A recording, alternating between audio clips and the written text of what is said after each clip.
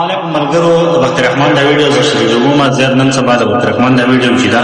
ډیره زیاته په ټرین کې روانه ده او ډیره زیاته چلیږي او ډیره زیاته مخې ته شریکېږي او وچلېږي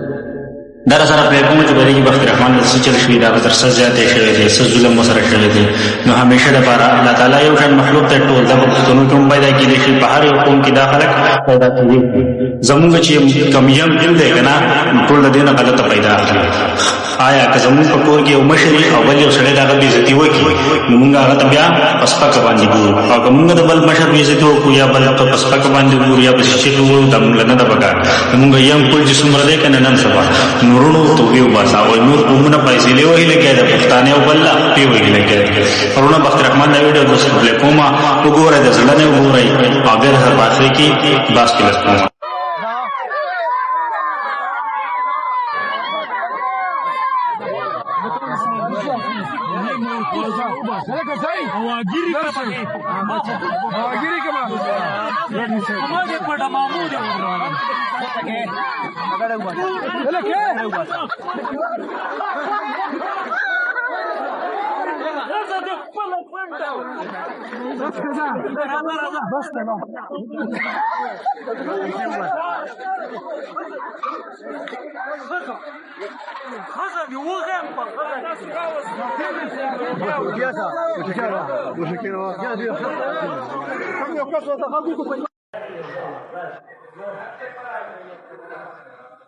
ملګرو دا ویډیو تاسو وکړه زما سره خو د دې هېڅکله دا مطلب نه دی چې موږ په دې ویډیو پسې وخاندو همیشه دپاره چې موږ پښتانه داسې یو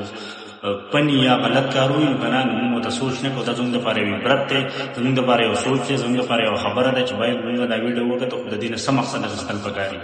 دا خو یو عجز انسان دی یو غریب انسان دی او موږ ته لیونی جوړ کړی دی دا د چا خدا نه خو چې زه دې لیونی شم د خدا نه خو دې دنیا ته لیونی راشم خپله حادثه په خپله بیانوي چې باید اکسیډنټ و او هغې کې زه رالیدلی یم او دغه شی ته جوړ شوی دا د هر انسان نه جوړېدی شي د هر یو مسلمان ورونه جوړېدی شي زما وروره هر یو ورور شي هر یو پښتون وروره سوال زه ته کوم چې تو هر کله لاړ شي او داسې نه بختیار رحمان نه نورو دنیا دي چې ته کله د بختیار رحمان خواله لاړ شي په ګاډي کې د ځان سره مه کېنوه که کېنې بیا یې څه بوزې خو جدا کېنوه چې غرغولې ته مور نه ځکه چې زموږ د پښتنو د یم دا ته ښه پته ده چې د روغ سړي نه لیونی جوړوي نو الله پاک دې په موږ باندې رحم وکړي دا کار چې دی دا انتهایي زیات غلط کار شوی دی همیشه دپاره چې بل په خون روزي د بختیار رحمان خانم داسې کار مه کوئ مهرباني